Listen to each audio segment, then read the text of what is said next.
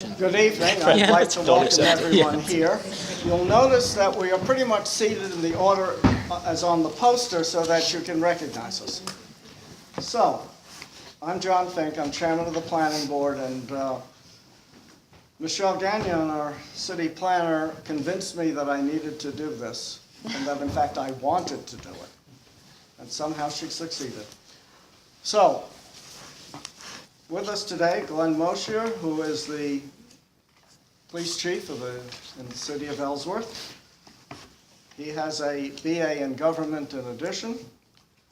Next is Louis Lucchini, who serves as our state representative for Ellsworth and Trenton. He is a member of the Veterans and Legal Affairs Committee and chairman of the House Ethics Committee. Also, Alicia Melnick. She is a lawyer with, let me see, I actually have some, with nearly 20 years of advocacy and public policy experience. She joined Bernstein Schur after serving 2 sessions as legal counsel and senior policy advisor to the Maine Speaker of the House, Mark Eves, and working in the legislature as a lobbyist and policy counsel for the ACLU of Maine. And finally, Tara Young, a certified prevention specialist who works with Healthy Acadia on substance abuse and addiction programs. And we welcome you all here tonight. Who would like to start off? Though I actually have a printed agenda. Does anyone have the agenda? I might have it on my phone. Okay, then I can take this as I wish. Okay. But it's, Louis, why don't you start us off with the history of the vote on amendments and so on. Sure. Okay. Well, thank you for having us. Thank you, Michelle, for putting this on. I couldn't say no to Michelle when she wanted us to do this.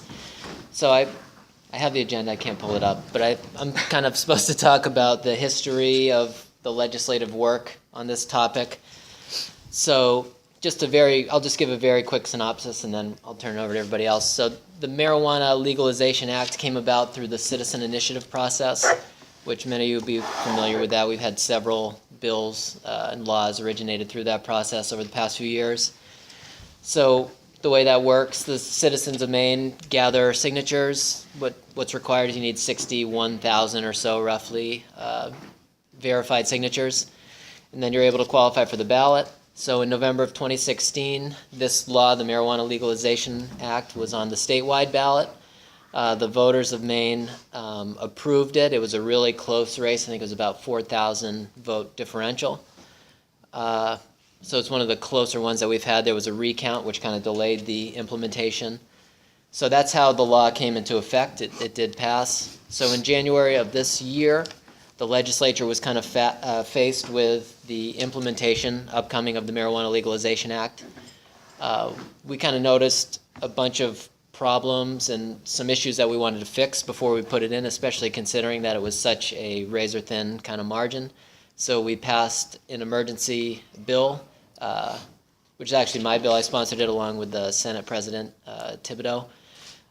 It was LD 88. It was emergency legislation. We were able to pass it in mid-January, I think, and then it was put into law before marijuana was legalized. It did a number of things, but it delayed big portions of the law to allow this new group, new marijuana implementation committee, more time to be able to kind of study everything and find a way to set up a regulatory structure, a more complete structure, before we open up retail stores and things of that sort. So for the past 8 months or so, I'd say the Marijuana Legalization Committee has been working, and they've come up with a bill which you may have read about recently in the paper. It passed the legislature closely, however it was vetoed, and there weren't enough votes to override the veto. So where we're sitting right now is basically we're still in the delay phase that my bill put in for large portions of the law. So we have a combination of the Marijuana Legalization Act plus LD 88, which was my bill, that went through. So that's kind of where we're sitting now. In February 1st, I believe, it's February 1st, the moratorium will kind of end on a lot of the retail things, and then essentially the full Marijuana Legalization Act would go into place. So I can talk briefly if you want about my bill, what it did, if that's, or I don't know if you just want an introductory. Why don't we just do an Okay, introductory? so that's kind of the overview of where we are. Alyssa, would you please talk to us about the salient points of the bills and amendments and the relation to medical marijuana? Sure. So just to take us back a little bit further, in 1976, there's a great chart on the University of Washington website, but in 1976, Maine first decriminalized possession of up to 1.25 ounces. And then we've had legal medical marijuana in Maine since 1999. We were one of the earlier states to pass to allow patients to use medical marijuana. So I just want to sort of bring back together that we've had legal marijuana in Maine for quite a long time now. Then there was in 2011, in 2009 there was another citizens initiative which created the dispensary system and really expanded the medical marijuana system, including kind of making the caregiver system more robust as far as their ability to serve more patients and that kind of thing. There have been a number of changes to the medical marijuana law. There are rules that are amended rules that are pending for February 2018. The initiative that was passed around legalization for adult use was intentionally separate from Maine's medical marijuana program. It was very explicit in the law that it was intended to be a separate program for a separate population with separate regulations and oversight than the medical marijuana program. And there's a whole variety of reasons for that, including wanting to ensure protection for patient access for patients who really depend on medical marijuana in Maine, including those under 21 who would no longer have access under the adult use marijuana program. Currently, as Representative Lucchini said, we're kind of in limbo. The initiative that passed for adult use exists. That is what is on the books today. The personal use portions of that bill are the only portions that are really truly in effect as far as personal cultivation, possession, and use. But we are in this strange limbo land where it's legal to possess it, it's legal to use it, it's legal for me to give it to another person who's 21 and over, but there is no place to buy it or sell it. That has led to problems that I'm hearing about from community members and law enforcement around, these sales of delivery fee for free marijuana, or pay for the baggie, the marijuana is free kind of arrangements, which I think again supports the idea that a lot of the impetus behind legalization wasn't just around people who like and support the cannabis industry and want to see it expand. There were a lot of people who see and understand that legalization and reasonable regulations are the best way to bring a product that is already widely available and widely used throughout the state and has been for many, many decades out of the underground and into a situation where people can be ID'd, it can be tested, it can be dosed, it can be put in child-resistant and tamper-evident packaging, and we as a state can benefit from the tax revenue, the jobs, and all of the other associated businesses like HVAC technicians and plenty of other things that go along with the cannabis industry. So I know there's a lot of frustration from a lot of the folks who spent the 17 committee members who spent many months trying to figure out how best to implement the adult use law. And I think, again, we're in a place where we're not really sure what the next steps are going to be. I think there's an attempt right now to figure out if there is a true place to compromise between the different, between the range of people that have a say, between the range of decision makers and stakeholders. One of the other pieces that I want to make really clear is there's been quite a few moratoriums popping up around the state. I understand why communities feel an urge to do that, but I just want to describe the kind of belt and suspenders that are already built into the current law and the LD 1650 that was proposed and ultimately vetoed by the governor. Even without a moratorium at the state level or a moratorium at the municipal level, the law requires both state and municipal licensing approval before any cannabis-related business would be able to legally operate. So, again, even if there was no local moratorium created, there would have to be affirmative action by both the municipalities and the state in order for a cannabis business to be a licensed, legally operating business. So I say that in part because, as Representative Lucchini said, in February 2018, the moratorium on some of these, the moratorium that was put in place by his bill will go away. But that doesn't take away local control, and that doesn't take away the need for affirmative action at the state and local level in terms of licensing. I have a lot more I could say, but I don't want to take up more time. I'm happy to answer questions. Tara, you were going to address the health concerns? Sure. There are several public health concerns that we can anticipate with retail marijuana implementation, including intoxicated driving, youth access, unintentional consumption and overdose, both by people who are under 21 and over 21, problematic consumption and public consumption. Not to say that those don't already happen, but the data has shown that they do increase somewhat after legalization in other states that have legalized retail marijuana. And these concerns are more pressing given that over the last 25 years, our nation has seen about an 8-fold increase in daily or near daily use, and about half of those people who are using daily or near daily would meet the criteria for a substance use disorder. And when adolescents begin using between the ages, of under 13 to 25, they're much more likely to develop that substance use disorder. About 1 in 6 people who start using marijuana in their teens will develop an addiction. Although marijuana is not associated with typically the more severe problems like cocaine and opioids, it still can have some serious consequences for personal relationships, mental health, academic and work performance. Adolescent cannabis users are particularly susceptible to cannabis' negative effect. Teen and young adult brains are rapidly developing between the ages of 15 to 25.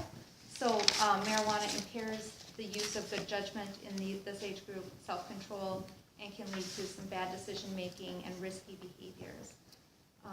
And then studies show that individuals who initiate during adolescence and continue to have lower outcomes for employment and academic success into their adulthood.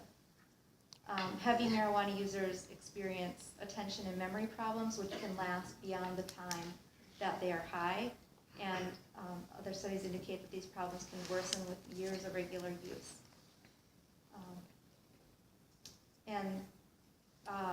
The good regulations show that, studies show that good regulation plays a large role in adolescent access, so having a well-regulated system will definitely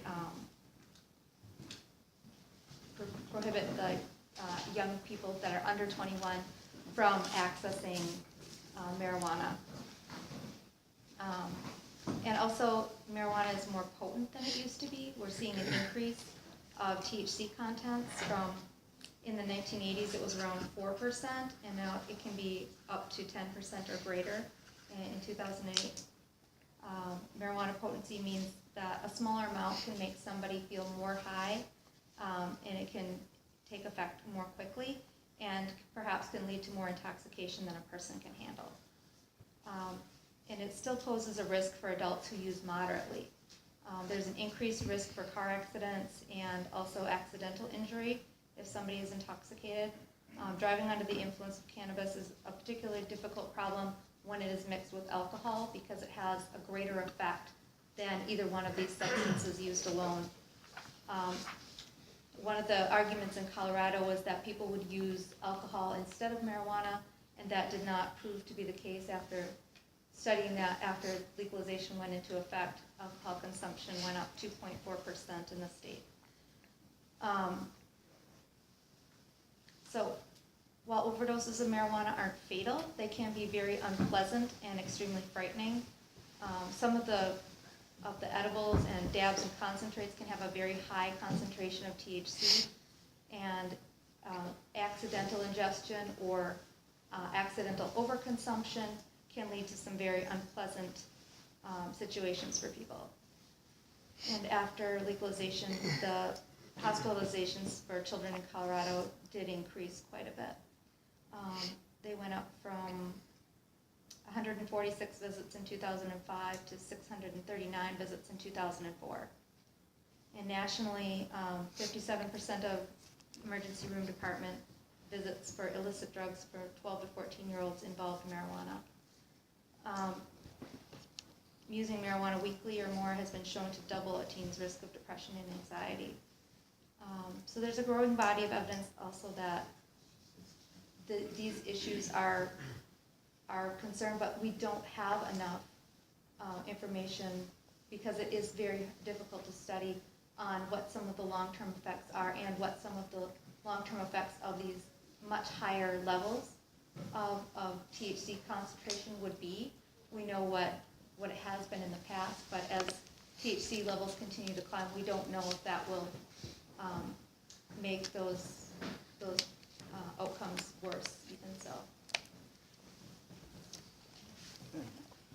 Glenn, as chief of police, this will all fall to you if everything goes through. That's exactly what I was thinking. So, Well, as you can well imagine, the state of limbo that Ms. Melnick described is extremely difficult for law enforcement because we're tasked with the overburden of trying to deal with all of the ramifications of the legalization and how do we change our past practices, how do we adapt to a society where now what used to be taboo, which used to be illegal, is now legal for certain members of our society, a certain sect of our society, that being 21 and older. It becomes particularly difficult when you're dealing with operating under the influence. That's something that Colorado has faced and other states that have legalized have faced.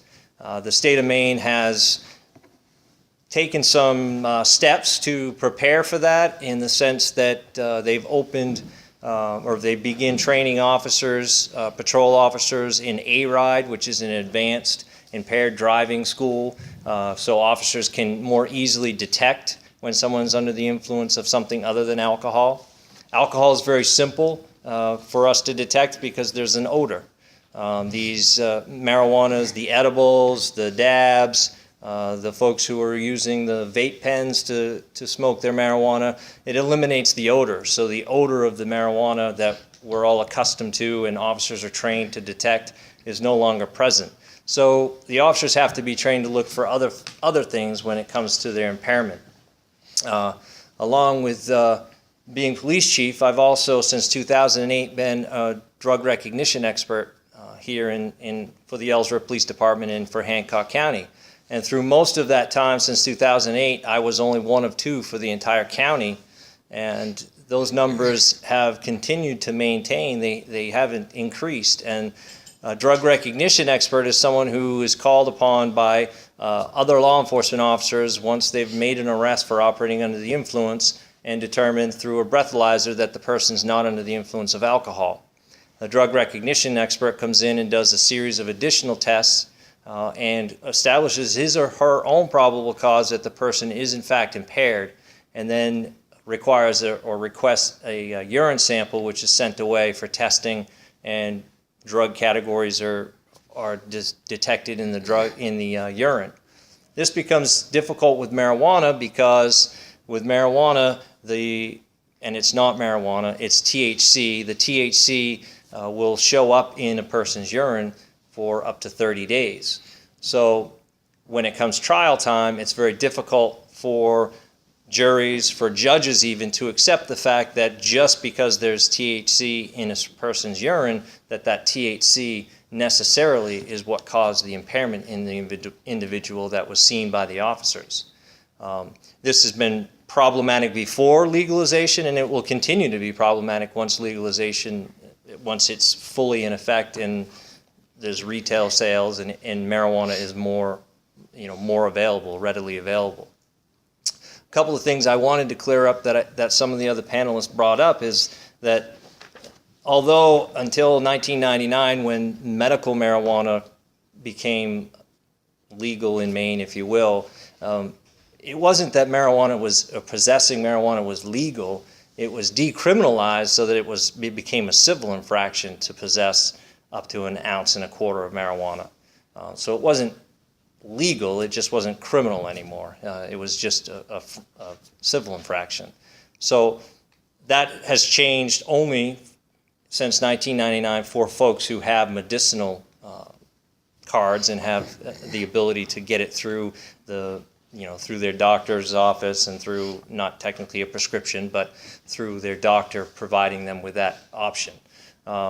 And so with the legalization, now it becomes no longer even civil for folks under 21 to possess up to 2.5 ounces of marijuana, which, by the way, is a significant amount of marijuana.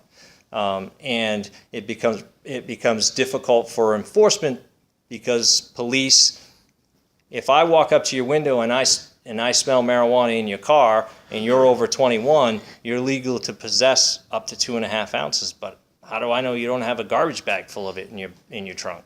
So it becomes difficult for us to justify and be able to gain entry into your vehicle to determine whether, in fact, you are actually abiding by the law or if you are possessing an illegal amount of marijuana. And which raises the question, why do we put a amount? If I want to go to the store and buy 15 cases of alcohol, it's perfectly legal. But yet, if I want to possess a garbage bag full of prepared marijuana to smoke, that's still illegal, even though we've technically legalized the possession and use of and sale of marijuana. So those are some questions that clearly I don't have the answer to, but from a law enforcement and from an enforcement perspective, make it really difficult to know what exactly is expected of us from law enforcement. The other element for law enforcement that deeply concerns us is the education portion, the kids, the access by the children.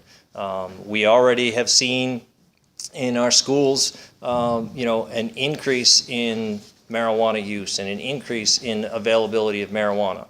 And what is the full-on legalization? How is that going to impact our youth? And how are we going to be able to combat that from law enforcement?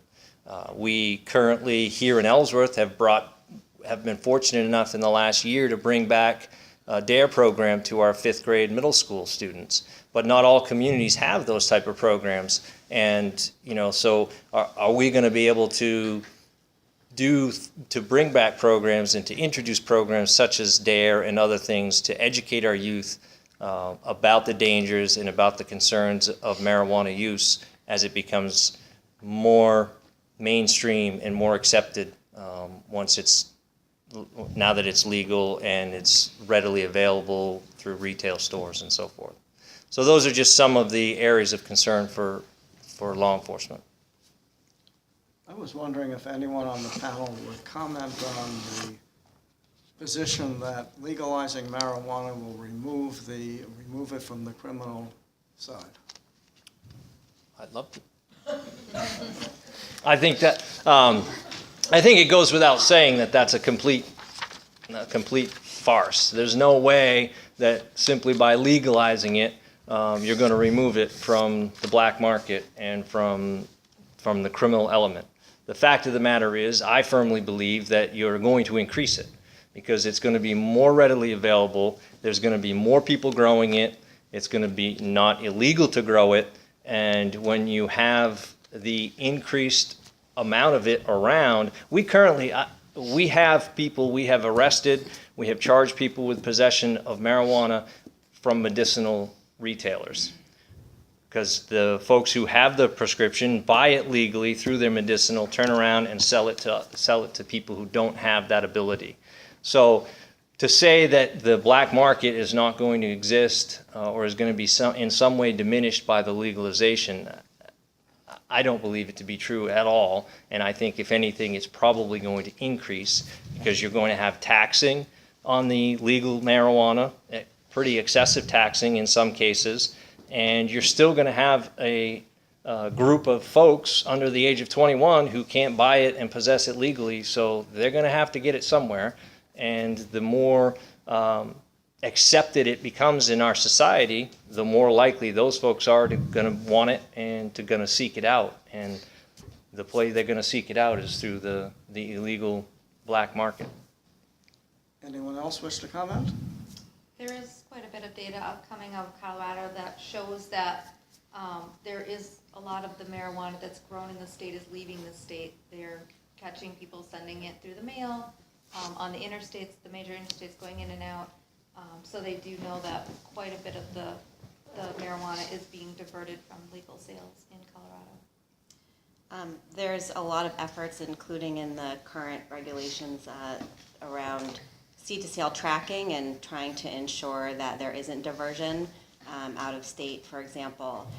Again, I think the idea that something that people can grow and have been growing for decades upon decades is not going to continue to be an underground market is I think you're right. That's not correct. The reality is, however, that there's a lot of benefits that we can gain, again, from the legalized market, and that was the intent of the legalization bill, including the fact that there's a lot of consumers of marijuana who want to buy, again, a properly tested, accurately dosed product that I have to respectfully disagree with some of the comments made earlier around that all marijuana today is stronger.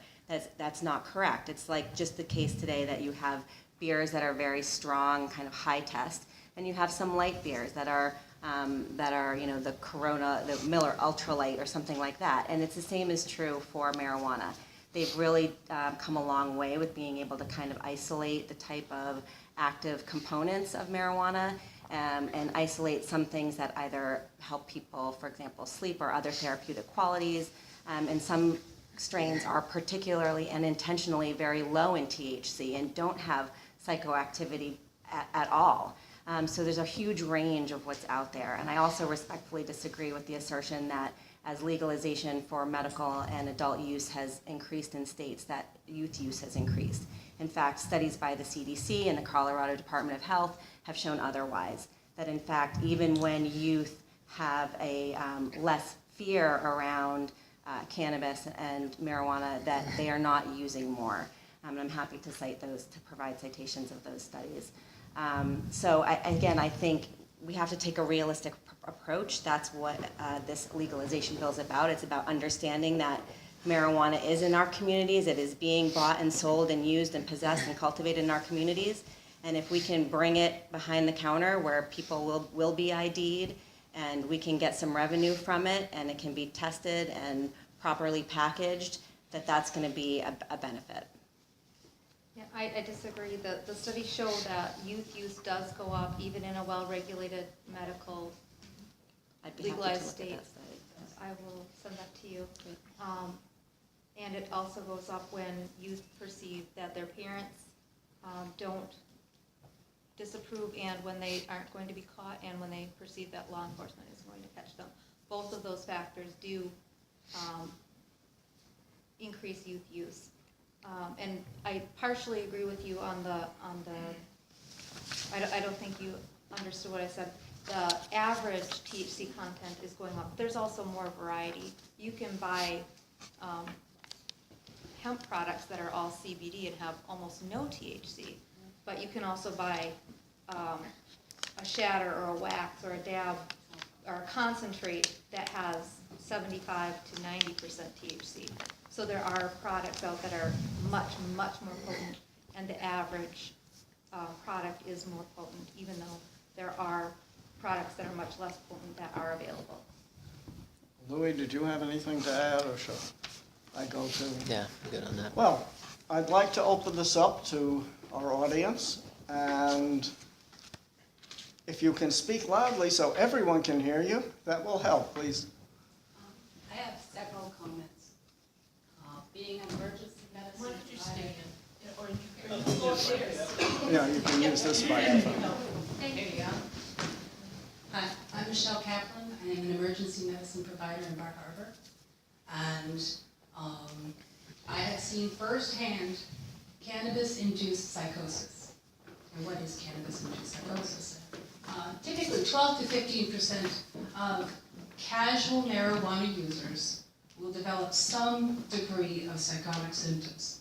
12 to 15%. Of that 12 to 15%, according to the Journal of Clinical Psychiatry, 35% of them, if they continue to use, will develop full psychosis. And having seen it, it's not pretty. It's almost as bad as bath salts. In addition to that, of the 35% that go on to develop the full psychosis, half will develop lifelong schizophrenia. That's a lifelong sentence where the patient will be down the socioeconomic scale, increased crime. It's different than the normal non-cannabis induced psychosis or non-cannabis induced schizophrenia because of the perception. In the schizophrenia or the cannabis induced psychosis, it tends to be more violent. Several of the recent mass shootings have been directly correlated to cannabis-induced paranoia that goes along with the cannabis-induced psychosis. Chris Kyle, the American sniper, the person who shot him perceived that they were going to shoot him first. So in his paranoia, he shot Chris Kyle and the person who was with him, I forgot his name. In addition to that, Eddie Ruth, that's who it was. In addition to that, crime in Denver is up 29%.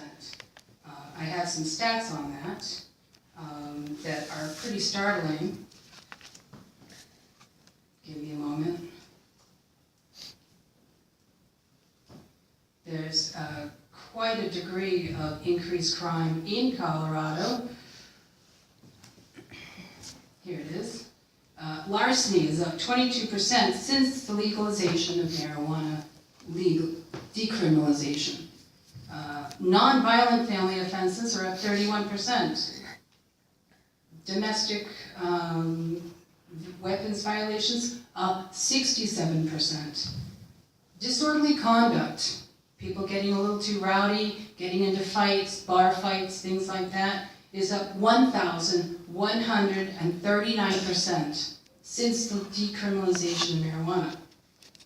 Now, what happens with these dabs or these tinctures? If somebody wants to grow marijuana in their backyard, you've decriminalized it, there's not much I can do about that. But to open up shop here in Ellsworth, having seen firsthand these patients coming in, brought in by PD, because you don't know what to do with them when they're truly psychotic, so you bring them to the ER, and now I gotta take care of them. I got an ER full of people with chest pain, you know, strokes, whatever, and I gotta deal with a psychotic person who thinks he's God.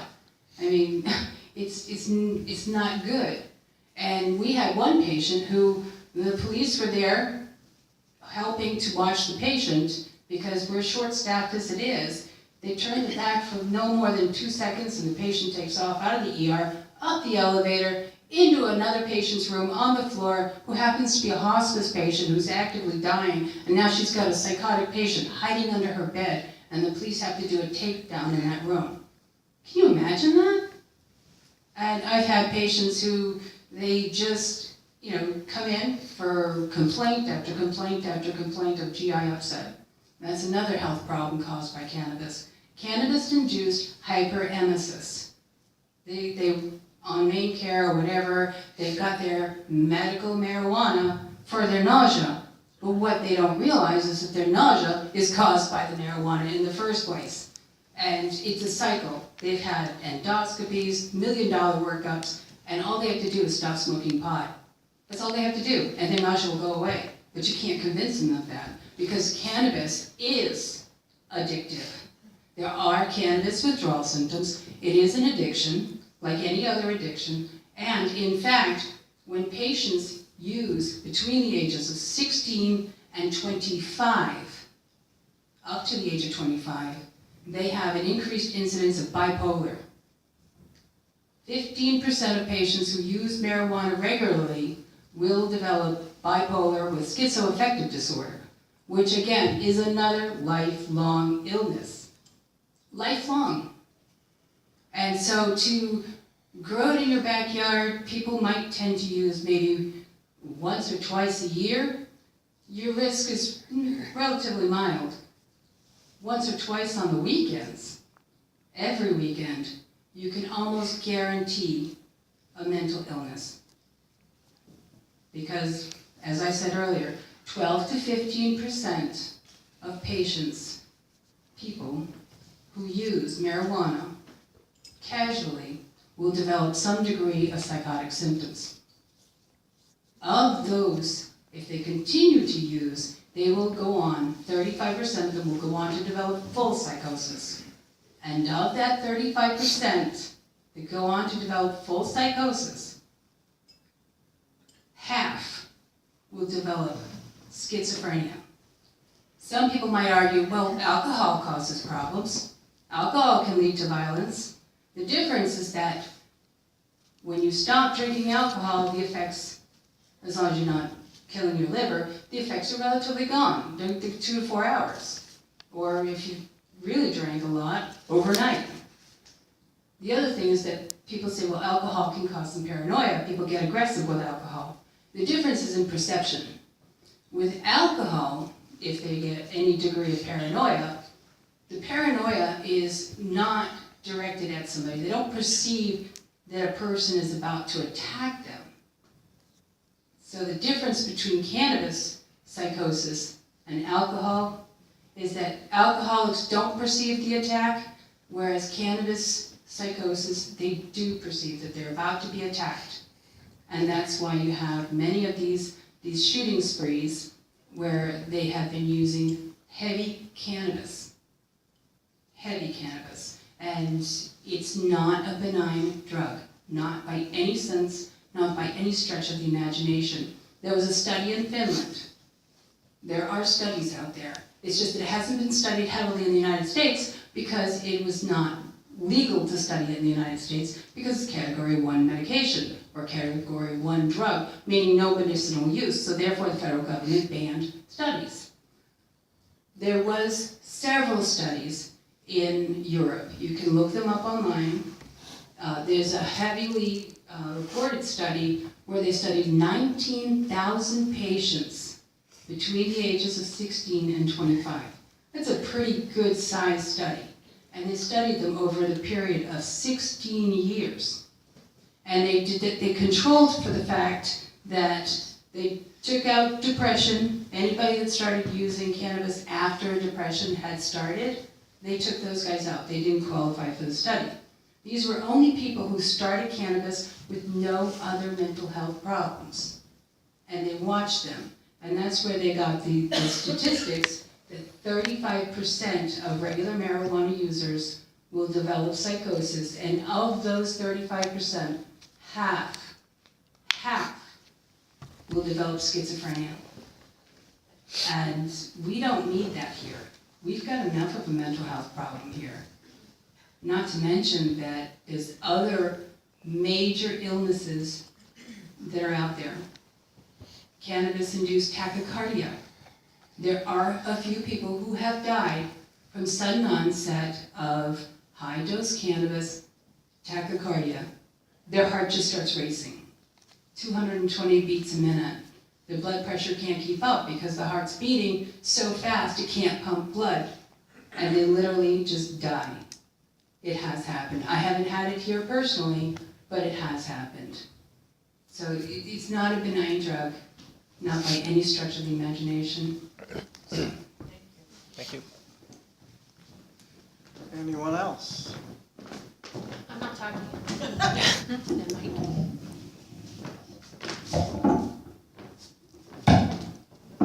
Does anyone else have a question or comment? Yes. I just want to ask, how would Could you come up? It's hard to hear you back there. Can you hear me? I think it better if you come up to the microphone.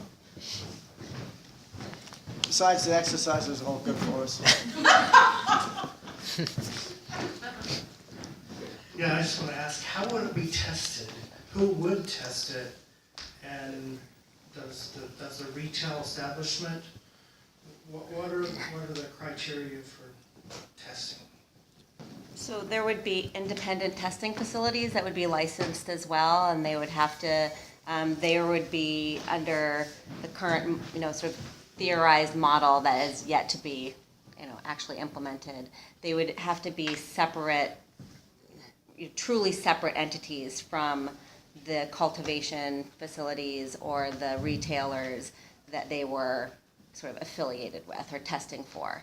So there's, they would have to meet standards, and often these would be testing facilities that test other types of products too. So they would be able to test them for everything from adulterants and pesticides to potency. Someone else? Yes.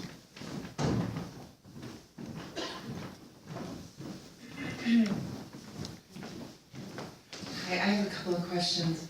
A state trooper said to me that if they stop somebody on the interstate and they give them a breathalyzer test and they don't test positive, there's no current way of testing if somebody's under the influence of marijuana. Is there any change in something Yeah, being developed? Yeah, I think there was maybe a misunderstanding there.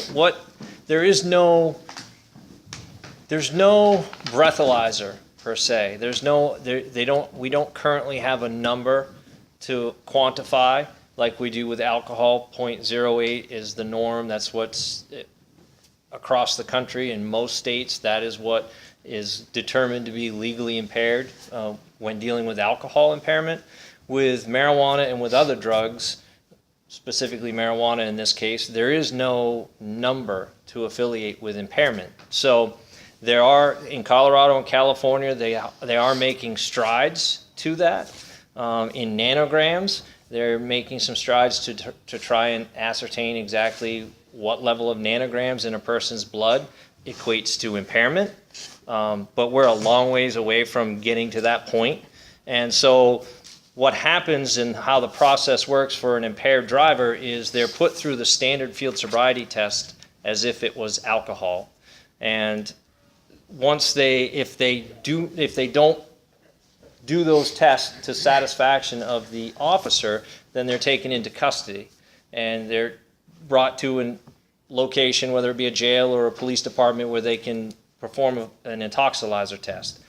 If the intoxilizer test comes back with showing zero alcohol or a very low level of alcohol that's not indicative of the impairment level, then the officers have to reach out to a drug recognition expert to come in and do further testing to try and determine if that person is impaired, and if so, what drug category they may be impaired under. Cannabis happens to be one of 7 drug categories that DREs specifically look for. If they determine that they believe that the person is under the influence of cannabis or some other drug category, then they ask for a urine sample, and they can get the urine sample and send it off and so forth. When the urine sample comes back, it will confirm that there was or wasn't THC in the person's urine, and then it becomes up to the courts and up to the judges and the juries to determine whether they agree with or believe that level of THC in the urine is what actually caused the impairment. So it becomes a much more convoluted, much more difficult process than your typical alcohol OUI. I'm hopeful that, in the not so distant future, they'll be able to come up with a nanogram figure that is accepted. And they're also coming up with different types of ways other than urine that has to be sent away or blood that has to be sent away in order to detect that. There's actually some breath tests, there's swabs, there's other things that they're working on. So there is progress being made, but unfortunately, it's a long ways off from the days where we'll be easily able to determine roadside or quickly as we can with an alcohol impaired driver that marijuana is the cause of the impairment. And not to kind of add more fuel to the fire, but typically with marijuana, you also have polydrug use, so you have multiple drugs, which complicates matters even worse. But it's not easy. It can be done. I've been involved with successful prosecution of some OUI, marijuana OUIs, and I've been involved with some that weren't successful. So Chief Mosher, you spoke about the black market being on the rise, or maybe on the rise.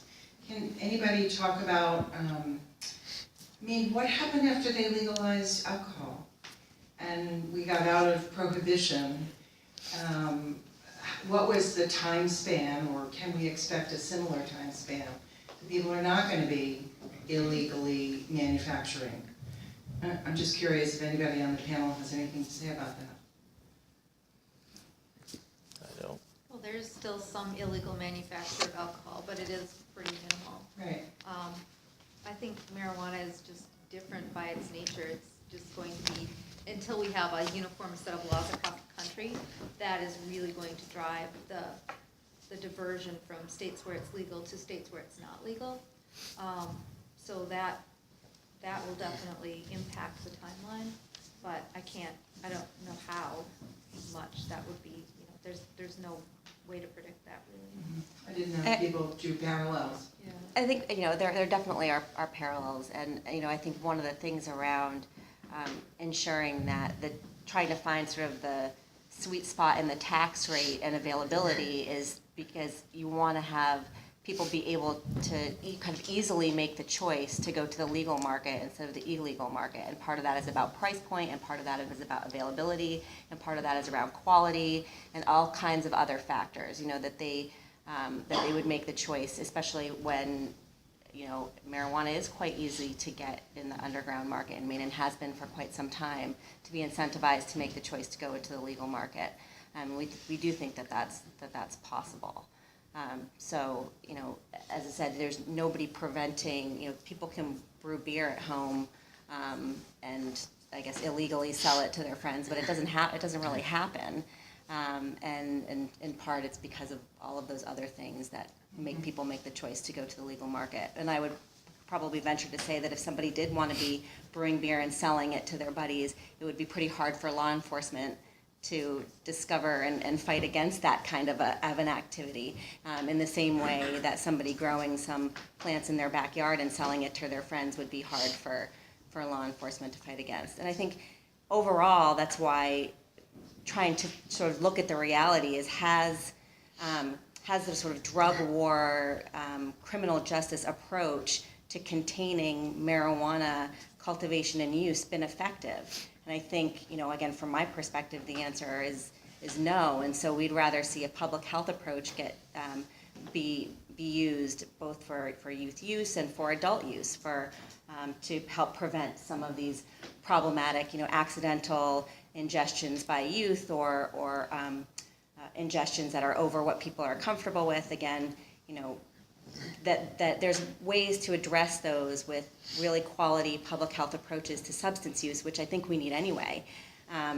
Getting to your OUI question, operating under the influence question, alcohol, of the full range of substances that people can be impaired behind the wheel of, alcohol is the only one that we have that kind of per se testable side of the road limit for. We don't have that for over-the-counter medications. We don't have that for, the opioids that are ravaging our state. And, it feels like the better approach is to take some of this revenue, which was 12% under the LD 1650 that didn't make it through, and put it into prevention programming and treatment programming and public awareness programming so that people can make smarter choices about what they use, when they use, and when they do other activities. Anybody else? If I can ask one more question, does anyone have any update on the moratorium that the city council placed in Ellsworth. I saw David call, I do. Of not letting caregivers open any more retail outlets on Main Street. And I wondered if anybody had any update on that city council moratorium. Thank you. Always down there.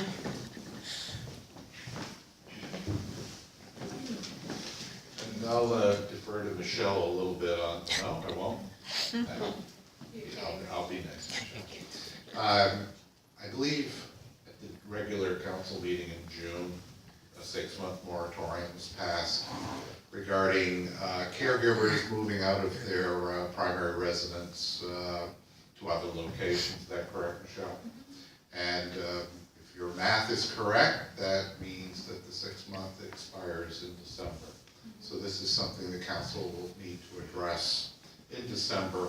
This meeting here tonight is part of a process and a larger process, because I don't think you can separate medicinal marijuana and caregivers from recreational marijuana, and that it's all part of the same conversation, but we'll need to address that, the council, in December. I believe we will be going, as staff, certainly recommending that continue for another 6 months.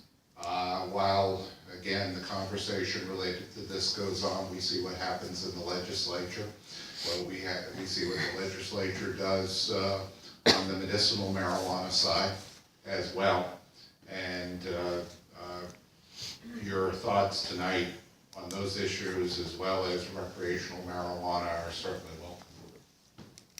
You can actually separate the chemical compounds from the medicinal and the recreational. And what is higher in the medicinal, such as Marinol, et cetera, is the delta H or delta 8 THC. But these dabs, tinctures, edibles, they are lower in the delta 8 and they're higher in the delta 9. And you can actually get blood tests on autopsy, for example, of a number of these mass shooters, and they tested high in the delta 9, which is from the dabs and the tars and the adulterated THC. It's delta 9 more than delta 8. And you can see why, for the average person, this is a very complex issue. I appreciate your input. We're all learning. Every other town in the state of Maine is in the same position, although different towns have taken different positions on marijuana, and we're still in the learning mode. And at this point, at least on a staff level, we're likely to be recommending to the council that they continue the moratorium on caregivers. Again, we don't regulate the caregivers. However, from a community planning and zoning standpoint, the idea that caregivers of going out of their primary residence and going into commercial areas and other neighborhoods within the community, we think that's something that needs to be looked at, and appropriate measures taken from a planning and ordinance standpoint, but that has not yet been determined. Fair enough, Michelle? You taught me well. Ken, you want your hand up?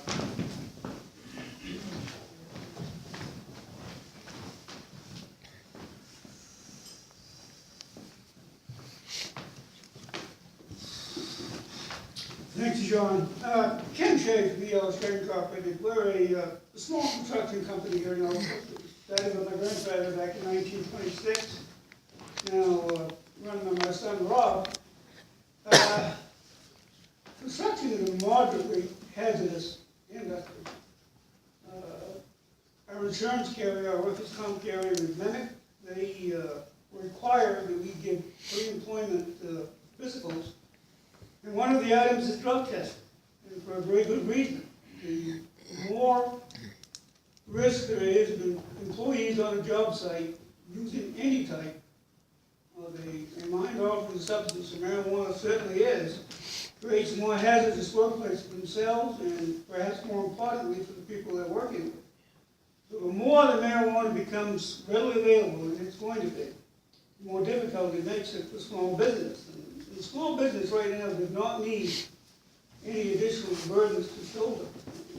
It's not easy out there. Construction is much safer than it was in 1958 when I started working with my grandfather, but it's still a fairly hazardous occupation. And one thing we're running into is our workers' comp carrier amendment does require we give pre-employment physicals, like I said, and do some testing. But state law provides for so-called independent contractors to work on construction sites. They are not required to carry workers' compensation insurance if they're a single or a partnership type of organization. So we're running the risk of our people being on project sites with independent contractors that we have no way of knowing whether or not they're using marijuana or not. And as Chief Mosier pointed out, it's pretty easy to tell in the morning that someone has been using alcohol. It's not that difficult. Very difficult to tell if someone comes in the morning and they've been using marijuana. There's just absolutely no way to tell. And our industry is not the most hazardous in the state by any means. I can imagine what it must be like in logging and some of the marine industries, but this is another problem for employers. The more marijuana is going to be available, the more difficult it's going to make for us to provide for a truly safe workplace. Thank you. Yes, yes, you.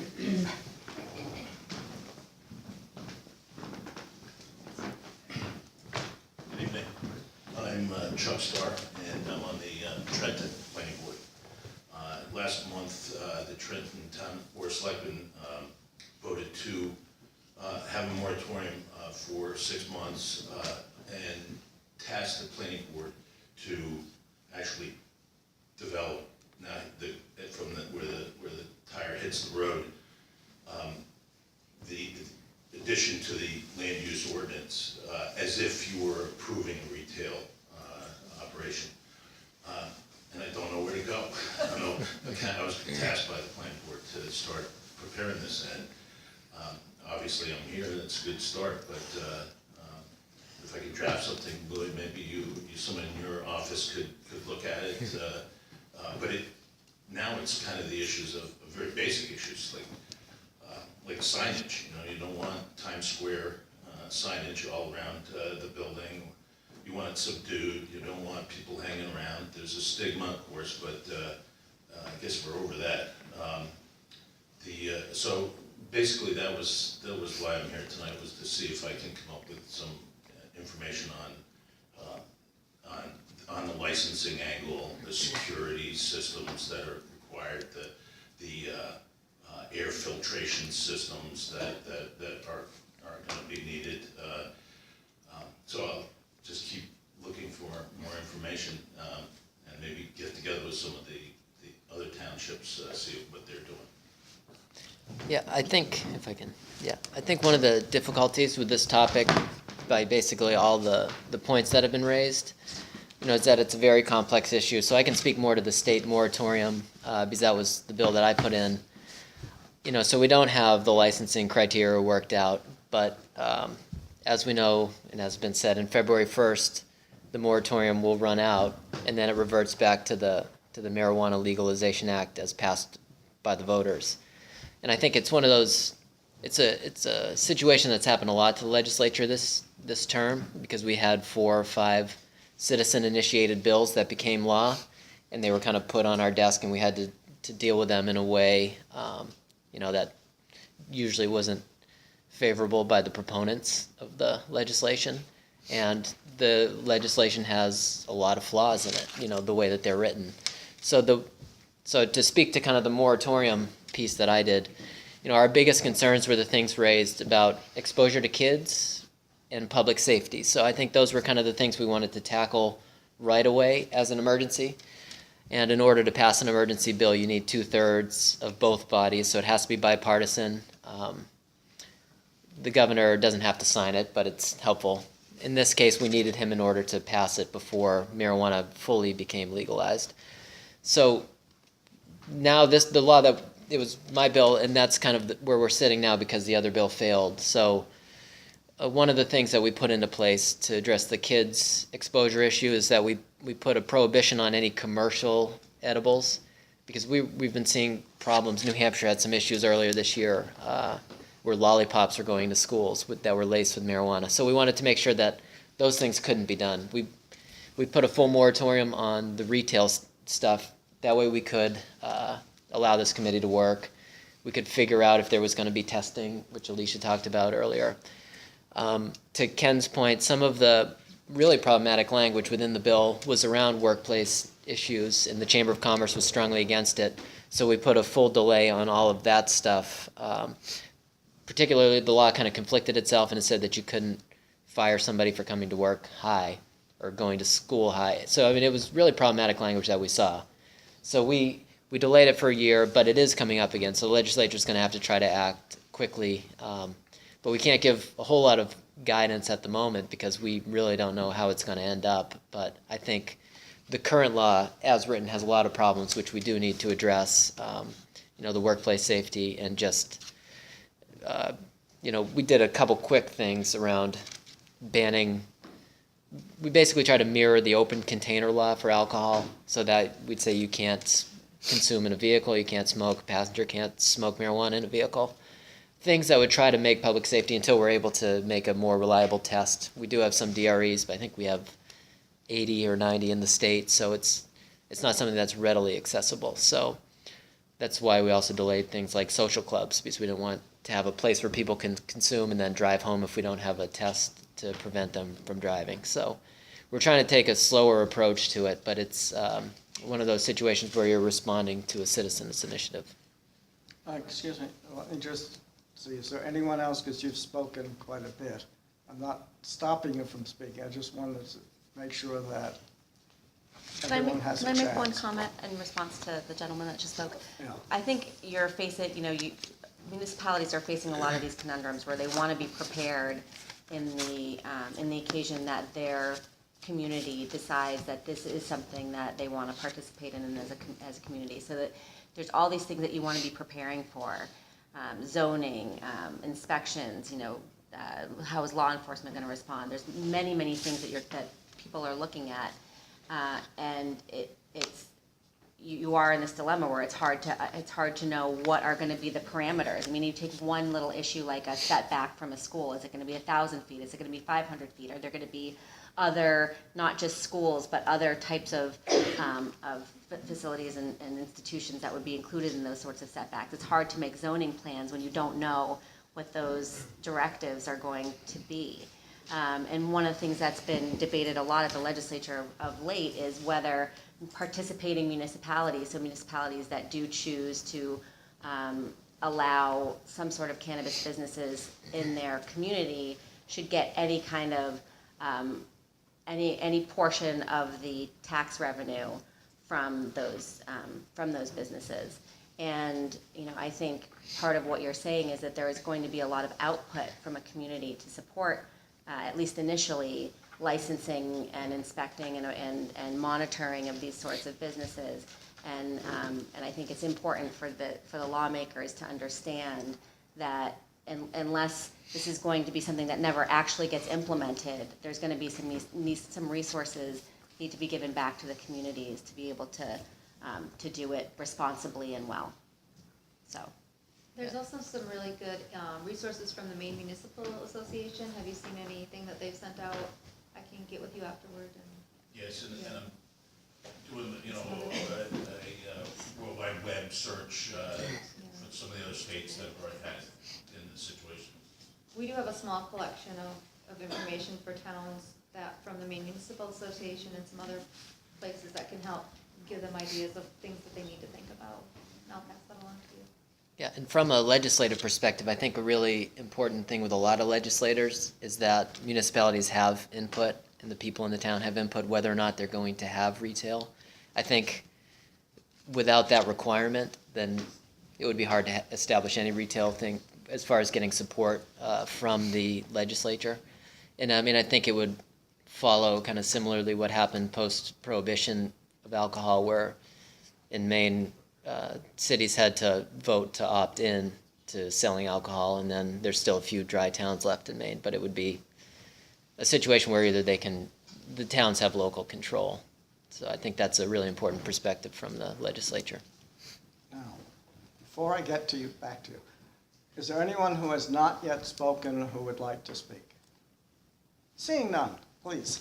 I just have a question. Is there anything in the legislation that would allow a cap on the maximum amount of THC allowed and to not allow genetically modified, for example, or the dabs, or the adulterated? I mean, it was for a marijuana law, it wasn't for a THC law. So, marijuana is cannabis in its natural form. It's not for adulterated cannabis, I wouldn't imagine. Well, there is no current law, really. We're kind of in a state, like we said, of limbo in a moratorium. We tightened up the definition of marijuana to be the leafy or flowery or whatever. I can't remember the exact definition of how we used it, part of it. Because, when I was putting in this bill in January, I worked with the state's drug prosecutors and state police because of things like honey butane oil, which I'd never heard of, but like highly concentrated things. So we put much more stringent restrictions on things like that because it isn't, when people went to the voters box and voted for it, I don't think they were thinking about things like that. They were thinking of the traditional sense of marijuana. So, there's only so much you can do in an emergency piece of legislation, but that was one of the things that we tried to do because those other pieces are where you can get things that, dabbing or whatever, that are really problematic, and that's what we try to fix. But I know the other states put THC limits on serving sizes, I think, of edibles, but that's something that the state would have to figure out if it went forward with retail sales. And again, this is just to be clear, the personal use portion of the law, it does exist. There's a moratorium on the business aspect of it, but the personal cultivation, possession, use, that is the law. It is legal for adults 21 over to exercise those personal rights and privileges. So I just want to, just make a slight clarification there. And in terms of, having limits on sort of dosage limits, that's something that's definitely continues to be in discussion, and part of the intent is to have reliability of the consumer. So, again, to compare it to something like a beer, if you go and have a Miller Ultra Light, you do have ability to have some predictability that it's going to be have the same impact on you today as it did a week ago. Understanding that maybe if you hadn't eaten and some other factors, but that the product itself, there's some consistency there. And I think that's, again, part of the point of a legalized, regulated retail market, is that there can be some consistency there. And so that people who, don't have an understanding of maybe what a certain potency would be, wouldn't accidentally ingest way more than they intended to and have a very unpleasant experience or an unpleasant experience. So there is an intent to have that be part of the goal. Are there going to be warning labels of the adverse health effects like schizophrenia, bipolar, COPD, epilepsy? I mean, the determination of what would be on a label would have to be done by laws and rulemaking. But that's kind of ahead of where we are so far. But I mean, I don't think any law would pass that didn't require, I mean, the bill that was proposed had opaque, packaging. It couldn't be marketed toward kids. It couldn't be in the shape of something that would look attractive to kids, like gummies or anything like gummy bears or things like that. So those are all, I think, considerations that would have to go that other states have done. But as far as making products and ensuring that they're not marketed towards kids, I think is like the number one focus of the legislature if we go forward. Michelle? So, are there, I'm going to try to be clear, but it may be hard. Are there any parts of, will municipalities be preempted in any areas from regulating? The question was, packaging, you said packaging size. Could we mandate smaller packages? Is there any areas right now that we will be preempted? Well, I guess the possession and personal use and cultivation is going to be state law. Minus that, I think that's all kind of still up in the air, and I think Maine Municipal can kind of guide what municipalities want to do if they want to make tighter restrictions, but I have a feeling that it would probably, if it was package sized, or if it was a packaging or label requirements, I think it would be statewide, most likely, because then police could have an easier way to enforce the law. Particularly if state police pull somebody over, they wouldn't know what the regulation was in that town that they pulled somebody over, as far as the labeling and type of thing like that. I think there will be flexibility to municipalities on whether or not to have it at all, the number of stores. That's going to be an issue, is how do you limit the stores? If we do a system like we use for liquor stores where it's based on population, or if municipalities govern that. Those are all things that will need to be worked out, but they aren't at the moment. And I would be shocked if there was ever any viable move to remove true local control from municipalities in terms of whether and how many cannabis-related businesses to have in your municipality. I just don't see, that was a core part of question one.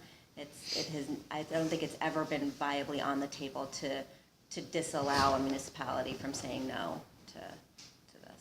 Well, and the question comes from the medical, through the caretakers, how it was initially interpreted by lawyers, and that has created some loopholes and some issues, because I think municipalities were slow to react and take back some local controls about that, hence the reason why we ended up doing a moratorium. I also just want to say that the city has, just in case people are not aware of that, the city also has a ban on the recreational marijuana right now with a sunset clause of 2 years. So we have to act or do something. But right now, I think the idea of a ban was not to, a moratorium, I think a lot of people think that you're working on it. It has kind of a connotation that you're working on it, and often is to regulate it. And I think that by passing a ban was clearly, we're going to take a step back and look at what is going on, what is the state going to do, and just make sure that we are truthful to the process and listen carefully to what people have to say, and do things in a respectful manner that is going to be for the well-being of the city. So I think that's where we're here today, and thank you for coming. Yeah, and I appreciate the difficult position that municipalities are in, and that we've kind of put you all in this and many other situations. But, it was kind of what happened with the legislature when it kind of got dropped to us January 1st, and we had to kind of act quickly, and now municipalities are kind of waiting for us before they can make their moves, and it's a difficult place to be in, and I certainly understand May I that. ask another question? Is there a chance that if this is not ready yet, that you hold it back again, or you extend that moratorium to make sure that we don't rush into something that may be more disastrous because it's passed hastily, instead of taking our time and making sure we know what we're doing? Yeah, I think that's if we can't come to some sort of agreement, then I think there's probably a pretty good likelihood that that'll be considered, of delaying it further. And I know the governor dropped a bill that would extend the moratorium a little longer. So I think that's certainly a possibility, yeah. And I just want to say again, there cannot be any legal businesses in Maine unless there is municipal and state approval for a license. There isn't even the bare bones of a license application at this point. There is this is not any sort of like imminent thing that somehow someone can just release into your communities, without lengthy deliberation. An application gets, the applications have to be created, put out there, responded to, approved preliminarily, approved by the municipality, approved finally by the state. I mean, that's the process that's envisioned. So there's many steps of sort of buy-in by the state and the municipality, and approval by the state and municipality before any business would be able to open its doors. I would like to add, though, however, there's a law. The fact remains that the bill has been passed, the law has been passed, and marijuana is legal. And all of the problems that we're talking about that are potentially caused by legalization of marijuana, we're currently facing. And the problems for law enforcement and what to do and how to do it when we're sitting back waiting for the legislature, waiting for municipalities to be able to make decisions as to what they're going to. Retail sales is only a little tiny piece of the overall fact that the marijuana is legal, it's there, people are growing it, it's more readily available. It's difficult for law enforcement to enforce because we don't have any guidance or any real clear, decisive action from legislature as to, who can do what with it.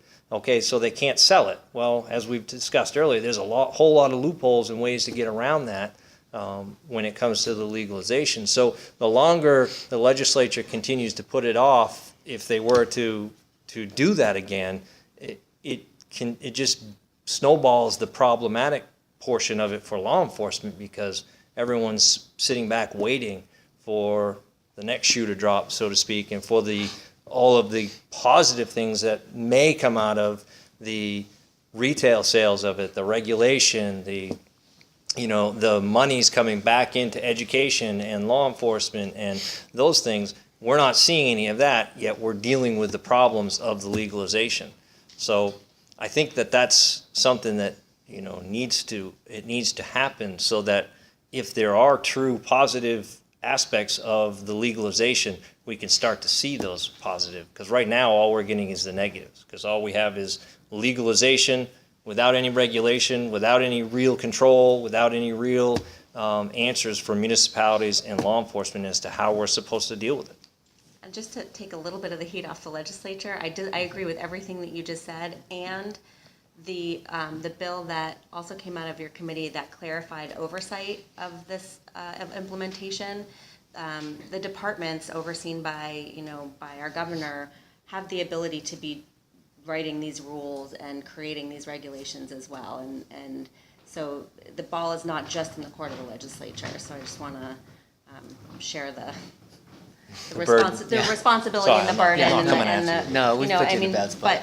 But truly there needs to be sort of a collaborative approach between the departments, the legislature, and the municipal government if this is going to happen in a responsible, reasonable, and timely way. Any possibility of a citizens' initiative to repeal it? The citizens have the ability to make that petition and gather the signatures, yeah. But, this is the reality. When the citizens initiate a law, then we have to react kind of quickly to what happened. In last session, we had 5 citizen-initiated bills, so it's hard to prepare when you have this onslaught of bills coming at you. Yes. Because of what you were saying from a legal standpoint, would it be better, I realize that the voters made their choice, but if there's a moratorium to stop, recreational marijuana, would that be helpful to you in law enforcement? And the only reason why I say that is that, I have my own bias, and I realize that there are a lot of medical, adverse effects to marijuana and its use, as well as becoming a substance use disorder and all the medical problems that Michelle was talking about. But I would be against, I'm pretty much even against the ability of a physician to write. Physicians were part of the opiate crisis too. So, and I'm a physician too. So, but I saw what was going on. Prescriptions for 120 Oxycontins and everything like that, which I would never ever. There's not an ER physician in the world that would write something like that. So physicians were a part of that opiate, epidemic, so to speak. Not completely, but they're a good part of that problem. And I think with this medical, licensure that physicians are handing patients the ability, they sign a letter, they get a medical license, and they get medical marijuana. That's something we can't, stop. But maybe the recreational marijuana, if that moratorium still, can be passed, that might help a lot of people, and families, and the children, child safety, and everything like that. There's a lot of ramifications to this problem, but I was just wondering, and I'm asking you a question, I'm doing all the talking, but do you think recreational, if they don't pass that would be helpful to you in law enforcement? Well, yeah, if they had or had the ability to, and were able to ban it or prolong the passage of the initial law so that it wasn't legal to possess. And it certainly, from a law enforcement perspective, it would have made it easier because we could continue to do business as usual when it came to enforcement of marijuana. But what happened is with the initiative, it became legal, and so there's nothing for law enforcement. It's now legal, but none of the positive aspects of the legalization have come into effect to have a positive impact. So if that had happened, if they had the ability to do that, which I don't know that they even could since it was a citizen initiative, but had they had the ability and had done that, to continue to postpone the legalization until all of the pieces were in play, that certainly would have made things, made things easier for law enforcement. But it still wouldn't have, it's still not going to resolve the issue of, if it's inevitable that it's going to be legal, the problems are still going to be there for us. And I think from a law enforcement perspective, it's important for us, and I know that the state's been, law enforcement have been pretty proactive in trying to prepare for the eventual legalization and the retail sales, and as I mentioned earlier, the additional training for A-RIDE officers. The Maine State Criminal Justice Academy has increased the frequency in which they're offering DRE training. And there's been multiple trainings throughout the last year and a half offered to law enforcement about legalization from experts from Colorado who have come in. So we're not sitting back waiting for it to explode. We are out there trying to be proactive and trying to prepare for it. But the fact of the matter is we're doing that without reaping any of the financial benefits of the retail sales and the income that they're suggesting that will come and be put back into law enforcement and education and so forth. Yeah, and I can just say from the legislative perspective, where we got the bill in January and had to react, you need 2/3 vote in order to get it through. And I can say for sure we didn't have the votes to delay the entire thing. So that just wasn't a possibility. We kind of had to put as many safeguards as we could put in and still get 2/3 of the legislature, both bodies, to pass something. So that's kind of the political reality where we were in January. And it's a tough situation to override a complete citizens initiative. It's not a very popular thing in Augusta. What about overlapping laws that disagree with each other? For example, child protective laws, if somebody uses drugs in the home, such as marijuana, opiates, whatever, the kids can be put into foster care. But then again, if somebody's got the right to personal use, they can't very well use it outside the home, because you can't use it in public if you don't want a social club. So those two laws there don't really coincide. Low-income housing, for example, is federally funded, federally subsidized, Section 8, et cetera, and they can be evicted for using drugs that are illegal from the federal standpoint in the home. They can't even smoke in the home if they're on Section 8 or government housing. So how does that overlap? And have we thought that out? For example, if you go up Water Street, they're not allowed to smoke cigarettes in the government housing. So they're all out there at the end of the property smoking cigarettes. What's going to happen They with marijuana? can't smoke marijuana either, Right. So even medicinal. And it's been, that's something that from a law enforcement perspective, we've dealt with some of those housing communities that are federally funded. And it's still banned federally. So if the federal government says you can't do it and you do it, then you can absolutely be removed from that and will be removed from that housing. We've had folks who have been removed from housing who have medicinal marijuana use. So for them, it was technically legal, and this is prior to legalization, and they were removed from that Section 8 subsidized housing.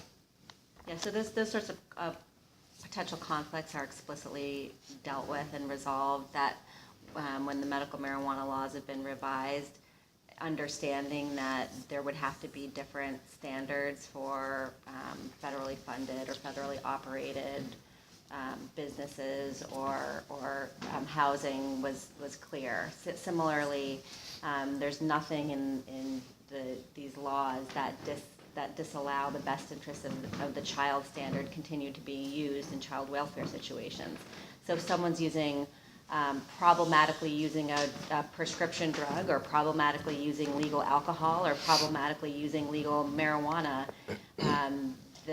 there's not just because something is legal doesn't prevent a court from determining that an adult is neglecting their child or is abusing their child, and it may be substance-based, whether that substance has been legally procured or illegally procured. It's kind of beside the point. So I think that's, again, sort of the core of where some of those who support legalization come from, is that this is something just like alcohol or legally prescribed over-the-counter or behind-the-counter drugs that should be addressed for the public health approach, that the criminal justice approach has failed in terms of substance use in our country, and that it's time to take a rational public health approach where we can actually get, hopefully, some of the benefits and protect against some of the risks. Does anyone else have a question or comment? If not, does our panel want to sum up? Have any summary thoughts, or are we going to go home? Yeah. Okay, well, Actually, yeah. I wouldn't sleep tonight if I didn't address that. Being a criminal justice professional, I think I'd be remiss in sitting here and just accepting that the criminal justice approach hasn't worked. I think that there has been some successes with dealing with drugs in this country, and certainly we are forced with a task that most people would not even begin to want to undertake. And I think that it's unrealistic to expect that law enforcement alone can solve any problem, certainly not a problem as large as drug use, drug abuse across our country. But we certainly need to be a major player in that role. And we have over the years had our hands tied when it comes to enforcement of all sorts of different drugs, marijuana being one of the more common ones when it comes to, again, going from legal to not criminal, civil, now legal through medicinal, now legal through recreational use, and our hands are tied when it comes to we arrest folks and and they get prosecuted and the courts turn around and let them out. So it's a bigger than just law enforcement. It's the entire system that has failed in many instances, but has also been successful in many instances. And I think we need to continue to work hard towards enforcement, and we need to continue to put people away who are peddling poison to our youth and to our community members. And that's all forms of poison and drugs. And I don't think it's something that we can say that we now need to change our focus and go at a different angle and abandon what has had some great successes over the years. And again, law enforcement needs to be a partner. We need to be at the table and be an active member, and education needs to be a huge portion of it, and law enforcement needs to be a part of that education. So, I'd like to also agree with what he said. Prevention, treatment, and enforcement have gone hand in hand and have produced the best results for addressing any drug crisis, whether it's alcohol, from alcohol, tobacco, all the way up through opiates. Those three positions have been referred to as like the three legs of a stool.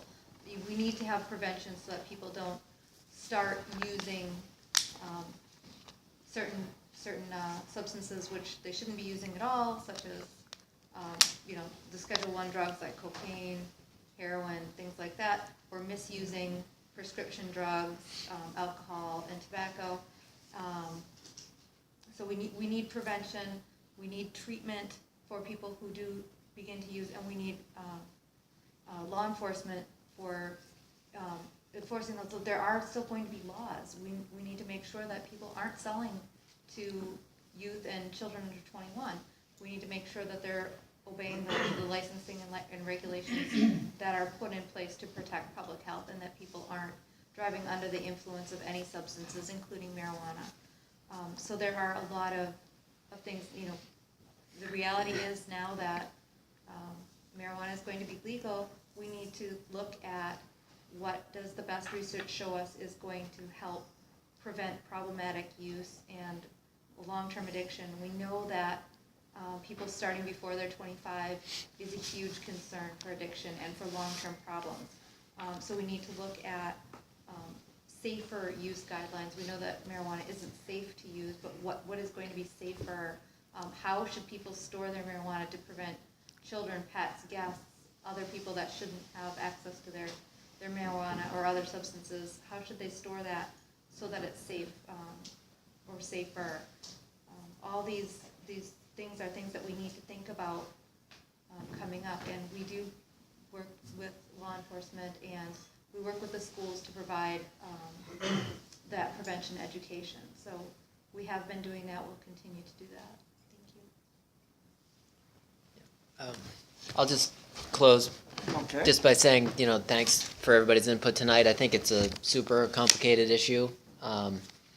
It kind of hit us by citizen initiative, and we're kind of all reacting to the law and trying to find the best way to move forward. So it's very helpful for us to hear from law enforcement, municipalities on how to shape the law going forward. So it's, I just appreciate everybody coming out and inputting. I know it's been a long year of, input from various sides and trying some laws that haven't worked, but, something we're going to need to keep working on, so. Well, thank you, everyone, for coming. David? If I could, I just want to thank you, John, for moderating tonight. And You are welcome. As usual, you've run a very good meeting. And I join everyone else in thanking our speakers. I think there have been a balance of viewpoints tonight. It's all been presented respectfully. Questions from the audience have been respectful, and I think that's how all of this needs to proceed. This is just one chapter along the way, so stick with us. Complicated issue, and there are going to be no easy answers. And I would also like to thank the audience for tolerating each other and listening respectfully. Oh, I'm sorry, I very, very two-sentence briefly. I just want to clarify, I wasn't saying that we should not have laws, for example, that would continue to prevent selling, or giving marijuana to kids or various other things. What I was saying is, again, for the 4th straight year, we had a record-breaking opioid death. That the sorts of laws that just criminalize people's personal choice to use a substance haven't really given us the success that we would hope in terms of actually having our people making responsible, healthy decisions for themselves. And if we can continue to do that, in addition to laws that are important to keep in place, then that's the best case scenario. So, thanks. Okay, well, thank you, and go home. Don't stop discussing this issue, and carry on the conversation. There's really no